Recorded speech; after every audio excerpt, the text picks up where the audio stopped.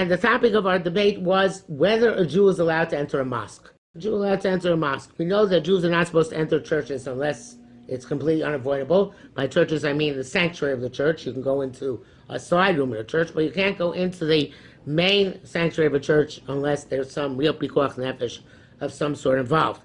So the question is, okay, what about a mosque? So there's a machlokas haposkim whether a Jew is allowed to enter a mosque or not. The Ran, who was one of the late Rishonim, says a Jew cannot enter a mosque.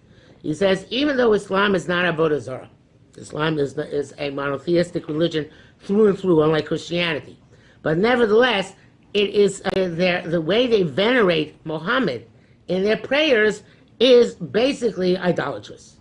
Whereas they put Muhammad on a pedestal together with God in their prayers, and they worship him with the same type of intensity.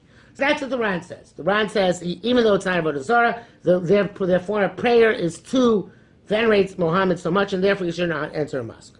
The Rambam and Shulchan Aruch do not bring down any prohibitions to enter a mosque, even though they do bring down prohibitions to enter churches.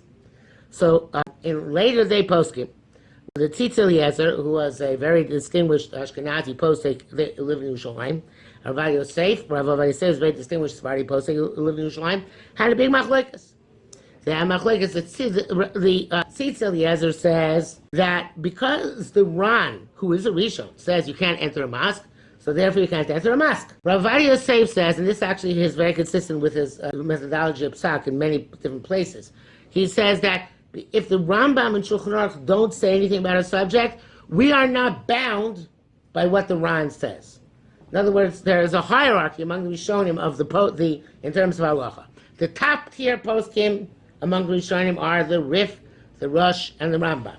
The next tier are Rashi and Tosfos and the Rashba and others of that sort. And then there's the third tier, and the third tier is like the Ran and the Mukhi Yosef and maybe the Mordechai, a third level of poskim. So the Tzitz Eliezer says, what difference does it make if it's the third level of poskim? They're still Rishonim. But Rav Yosef says, no, the only Rishonim which we're bound to follow are the top level Rishonim. Maybe the second level, but not the third level.